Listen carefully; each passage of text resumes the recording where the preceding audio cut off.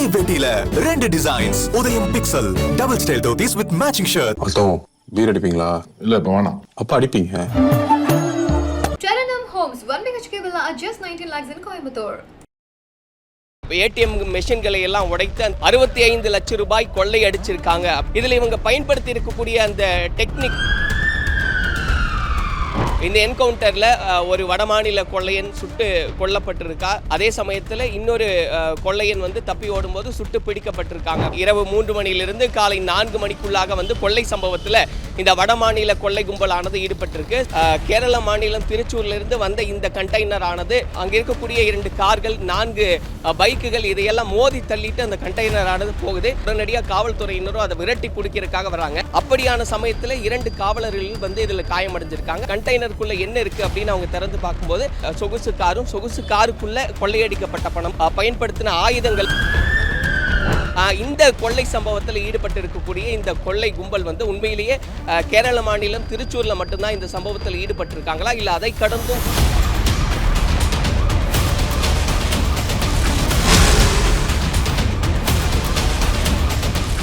இன்னைக்கு தமிழகத்தில் ஒரு மிகப்பெரிய பேசுபொருளாக மாறி இருக்கக்கூடியது வடமாநில கொள்ளையன் என்கவுண்டர் செய்யப்பட்டது தான். தமிழ்நாட்டில் குறிப்பாக நாமக்கல்ல இந்த என்கவுண்டர் ஆனது நடைபெற்றிருக்கு அப்படின்னு நம்ம பார்க்குறோம். கேரளாவிலிருந்து கொள்ளையடித்து விட்டு தமிழகம் வழியாக நாமக்கல் அவங்க பயணப்படும் போது இந்த சம்பவமானது நடைபெற்றிருக்கு. இந்த என்கவுண்டரில் ஒரு வடமாநில கொள்ளையன் சுட்டு கொல்லப்பட்டிருக்கா. அதே சமயத்தில் இன்னொரு கொள்ளையன் வந்து தப்பி ஓடும்போது சுட்டு பிடிக்கப்பட்டிருக்காங்க அப்படின்னு சொல்கிறாங்க போலீஸ் தரப்பிலிருந்து. ஏன்னா அவங்கள பிடிக்க முயற்சி செய்த சமயத்தில் காவலர்களை இவங்க தாக்கியதாகவும் சொல்லப்படுது. அதே சமயத்தில் தப்பியோட முயற்சி செய்த சமயத்தில் இந்த ஒரு என்கவுண்டர் நிகழ்ந்திருக்கு அப்படின்னு சொல்கிறாங்க. இன்னைக்கு இது தமிழகம் மட்டும் இல்லாது கேரளாவிலும் ஒரு மிகப்பெரிய பேசுபொருளாக மாறி இருக்கு அப்படின்னு நம்ம பார்க்குறோம். ஏன்னா இன்று அதிகாலை 4 மணியிலிருந்து அதற்கு முன்பாக 3 மணி, இரவு 3 மணியிலிருந்து காலை 4 மணிக்குள்ளாக வந்து கொள்ளை சம்பவத்தில் இந்த வடமாநில கொள்ளை கும்பலானது ஈடுபட்டிருக்கு. சரியா கேரள மாநிலம் திருச்சூரில் உள்ளும் புறமுமாக 3 பகுதிகளில் வந்து அங்கிருந்த ஸ்டேட் பேங்க் ஆஃப் இந்தியா அந்த ஏடிஎம் மெஷின்களை எல்லாம் உடைத்து அந்த கேஸ் கட்டர் மூலமாக அதை உடைச்சு அங்கிருக்கக்கூடிய பணத்தை வந்து இவங்க திருடி இருக்காங்க அப்படின்னு பார்க்குறோம். 65 லட்சம் ரூபாய் கொள்ளை அடிச்சிருக்காங்க அப்படின்னு சொல்லப்படுது. அதாவது திருச்சூரில் இருக்கக்கூடிய இந்த 3 ஏடிஎம்களையும் சேர்த்து இந்த 65 லட்சம் ரூபாய் கொள்ளை அடிக்கப்பட்டிருக்கு அப்படின்னு ஒரு தகவல் சொல்கிறாங்க.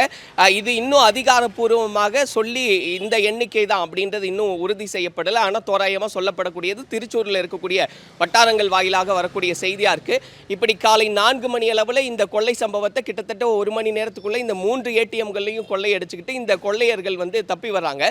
இதில் இவங்க பயன்படுத்தி இருக்கக்கூடிய அந்த டெக்னிக் அப்படின்றது வந்து இன்னைக்கு பெரிய பேசுபொருளாக மாறி இருக்கு. ஏன்னா அந்த கண்டெய்னரை வந்து பார்த்துருப்பீங்க நீங்கள், இந்த வீடியோக்களில் பார்க்கும்போது அந்த கண்டெய்னரை பார்க்க முடியும். கண்டெய்னருக்குள்ளே வந்து ஒரு சொகுசு கார் இருக்குது. இந்த சொகுசு காரில் வந்து நம்பர் பிளேட் அப்படின்றது கிடையாது. ஏன்னா இவங்க வந்து தப்பிச்சு போகிறதுக்கு ஏதுவாக வந்து இந்த கொள்ளை சம்பவத்துக்கு பயன்படுத்த இந்த காரை பயன்படுத்தியிருக்காங்க. அந்த காருக்குள்ளே தான் வந்து இந்த 65 லட்சம் ரூபாய் இருக்குது அப்படின்னு சொல்கிறாங்க. இதுக்கான காரணம் என்னென்னா, கண்டெய்னரை ஒரு பகுதியில் நிறுத்திடுவாங்க. சிசிடிவிக்கு அகப்படாத இடத்துல இந்த கண்டெய்னர் நிற்கும். இந்த கண்டெய்னரில் இந்த காரை வச்சு கொள்ளையடிக்கிறாங்க இல்லையா, ஒவ்வொரு ஏடிஎம்முக்கும் போய் கொள்ளையடிக்கக்கூடிய பணத்தை இந்த காரில் ஏற்றிட்டு இந்த காரை கண்டெய்னருக்குள்ளே மறைச்சு அந்த கண்டெய்னர் தான் வந்து கேரளாவிலிருந்து தமிழகத்துக்குள்ளே வந்திருக்கு. இந்த சமயத்தில் கேரள போலீஸார் சுதாகரிச்சுக்கிட்டு என்ன பண்ணியிருக்காங்கன்னா, அங்கிருந்து ஒரு 100-150 கிலோமீட்டருக்குள்ளே தமிழக எல்லைக்குள்ளே இந்த கண்டெய்னர் ஆனது தமிழக எல்லைக்குள்ளே நுழையுது. அதாவது கேரள மாநிலம் திருச்சூர்லேருந்து வந்த இந்த கண்டெய்னர் ஆனது வாளையார் செக் போஸ்ட்டை கடந்து கோயம்புத்தூர் உள்ளாக இந்த வாகனமானது நுழைந்து சேலம், நாமக்கல் இந்த வழியில் வந்து இந்த கண்டெய்னர் ஆனது பயணப்படுது. இதே நேரத்தில் திருச்சூரில் இருந்த காவல்துறையினர் கோவை காவல்துறையினருக்கு வந்து தகவல் கொடுக்குறாங்க. இப்படியான ஒரு கொள்ளை சம்பவத்தில் ஈடுபட்டுட்டு இந்த கண்டெய்னர் லாரி வந்து தப்பிச்சு போகுது அப்படின்ற தகவல் கொடுத்துட்றாங்க. இது ஒரு பக்கம் நடந்துட்டு இருக்கிற சமயத்திலே சேலத்துக்குள்ளே நுழைந்து நாமக்கல் வாயிலாக பயணப்பட்டுக்கிட்டு இருந்த தோராயமாக காலையில் 8:35 மணி அளவில் அப்படின்னு சொல்கிறாங்க. அந்த கண்டெய்னர் என்ன பண்ணியிருக்கு அப்படின்னா, அங்கே இருக்கக்கூடிய 2 கார்கள், 4 பைக்குகள் இதையெல்லாம் மோதி தள்ளிட்டு அந்த கண்டெய்னர் ஆனது போகுது. இந்த தகவலை அங்கே இருக்கக்கூடிய பொதுமக்களும் வந்து இப்படியாக ஒரு கண்டெய்னர் வந்து பயணப்பட்டு இருக்கு அப்படின்றத வந்து காவல்துறைக்கு சொல்கிறாங்க. உடனடியாக காவல்துறையினர் காவல்துறையினரும் அதை விரட்டி பிடிக்கிறதுக்காக வராங்க. இதில் அந்த சேசிங் அப்படின்றதெல்லாம் நடந்திருக்கு. இதே சமயத்தில் இவங்க வந்து அதிவிரைவு படைக்கு வந்து இந்த தகவலை கொடுத்துருக்காங்க. உடனே அந்த படையும் வந்து வருது. அந்த விரட்டிட்டு போகக்கூடிய அந்த சேசிங் காட்சிகளை எல்லாம் நம்ம பார்ப்போம். இப்படியாக இந்த காவல்துறையினுடைய வாகனம் அந்த வந்து கண்டெய்னர் லாரியை மடக்கி பிடிக்குது அப்படின்னு சொல்கிறாங்க. பொதுமக்களும் அந்த இடத்துல இருந்திருக்காங்க. பொதுமக்களும் இதுக்கு வந்து துணையாக இருந்திருக்காங்க அப்படின்னு பார்க்குறோம். இந்த சமயத்தில் தான் கண்டெய்னர் லாரியில் இருந்த அந்த கொள்ளையர்கள் வந்து கற்களால் வந்து காவல்துறையினரை தாக்கியிருக்காங்க.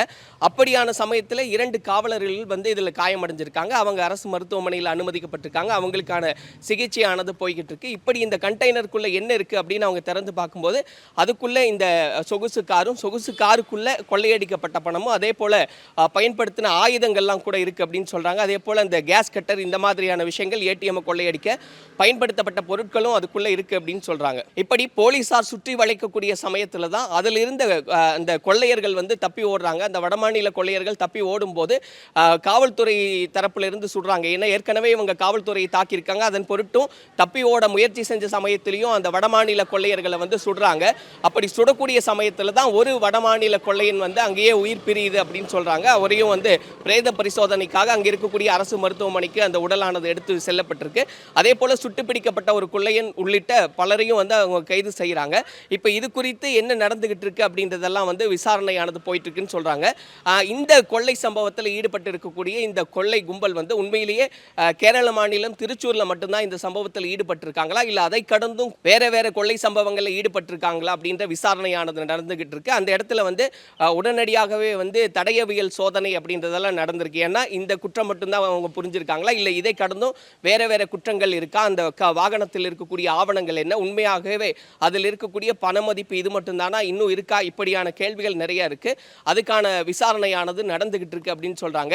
இது ஒரு புறம் இருக்க அந்த சாலை அப்படின்றது ஒரு பரபரப்பான சாலையா இருக்கு. சேலம் ஈரோடுக்கு இடைப்பட்ட இடத்துல இது நாமக்கல்ல நடந்திருக்கிறனால இந்த போக்குவரத்துக்கு இடையூறு அப்படின்றது ஏற்பட்டிருக்கு. ஏன்னா பொதுமக்கள் இந்த மாதிரி சம்பவம் கேள்விப்பட்ட உடனே சாரையா அங்க வந்து என்ன நடந்திருக்கு அப்படின்னு பார்க்கறதுக்கு பொதுமக்களும் வர்றாங்க.